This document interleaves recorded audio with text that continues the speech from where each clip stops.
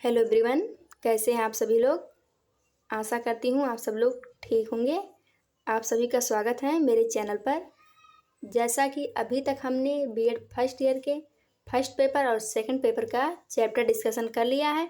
अब हमें 2 बुक और बचे हैं, थर्ड पेपर और फोर्थ पेपर, जिनका चैप्टर डिस्कशन करना है।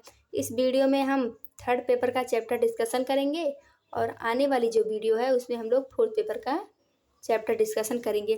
उसके बाद एक एक टॉपिक को हम लोग कवर करेंगे चारों बुक के। तो आज हम लोग थर्ड पेपर देखेंगे, थर्ड पेपर के बुक का क्या नाम है और हमें पढ़ना क्या है। तो थर्ड पेपर का जो बुक है उसका नाम है contemporary India and education. Hindi में इसका है समकालीन भारत और शिक्षा। तो अब हम एक एक करके इसका चैप्टर डिस्कशन करेंगे। जैसे कि इसका पहला चैप्टर है वैदिक शिक्षा। तो वैदिक शिक्षा में हमें वैदिक काल में शिक्षा कैसे दी जाती थी, वैदिक कालीन की शिक्षा के उद्देश्य क्या होते थे, शिक्षण विधियाँ कैसी होती थी, विशेषताएं क्या क्या थी वैदिक कालीन शिक्षा की, ये सब हमें देखना है।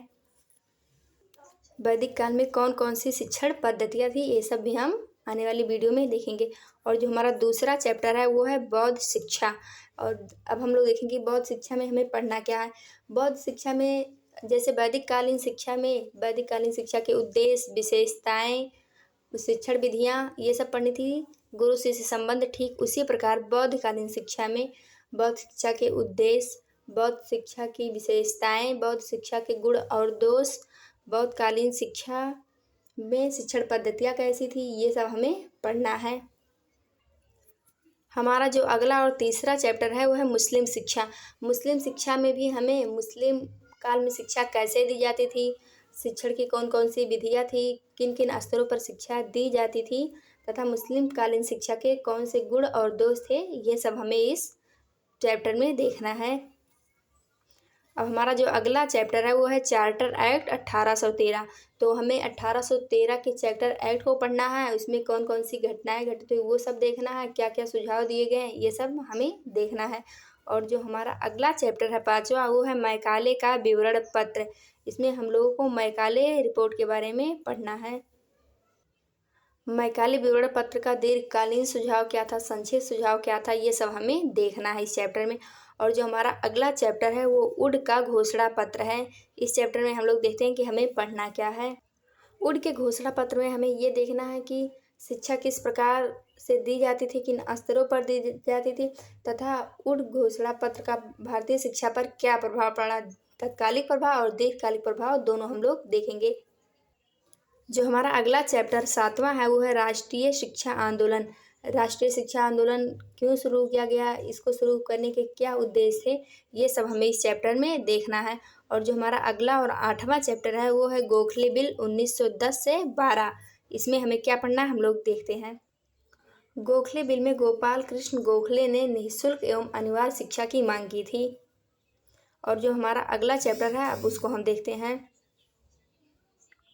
विश्वविद्यालय शिक्षा आयोग, नहीं नवा भी देखना है ना, वर्धा शिक्षा योजना। अब हम लोग देखते हैं वर्धा शिक्षा योजना क्या थी, किसके द्वारा शुरू की गई, इसमें हमें क्या पढ़ना है।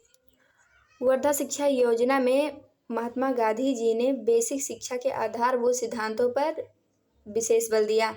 इन्होंने हस्तकला का सिद्धांत अपनाया। वर्धा शिक्षा योजना में अनिवार्य तथा निःशुल्क शिक्षा की बात कही गई। शिक्षा ऐसी हो जो मातृभाषा में दी जाए।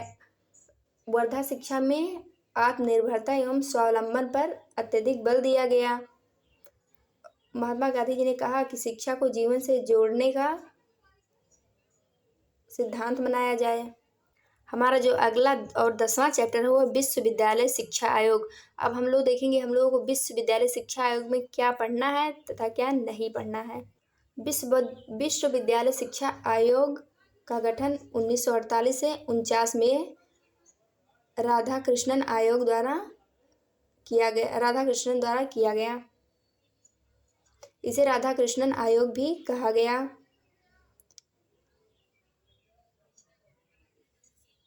विश्वविद्यालय शिक्षा आयोग में निम्नलिखित बातें की गई। शिक्षा को व्यावसायिक शिक्षा का रूप दिया जाए, चिकित्सा शिक्षा को बढ़ावा दिया जाए, इंजीनियरिंग एवं तकनीक शिक्षा को बढ़ावा दिया जाए। तो इस प्रकार देख सकते हैं कि विश्वविद्यालय शिक्षा आयोग ने निम्नलिखित महत्वपूर्ण कार्य किए जो हम लोग आगे पढ़ेंगे। और जो हमारा अगला चैप्टर है वो है शिक्षा आयोग 1952-53, जिसे मुदालियर आयोग भी कहा गया। मुदालियर आयोग में बहुउद्देशीय विद्यालयों की बात कही गई। और अगर जो हमारा अगला चैप्टर है वो है राष्ट्रीय शिक्षा आयोग या कोठारी आयोग। तो इसको हम लोग नेक्स्ट वीडियो में जब चैप्टर डिस्कशन थर्ड पेपर का पार्ट 2 आएगा उसमें देखेंगे। तब तक के लिए आप हमारे साथ जुड़े रहिए। जय हिंद।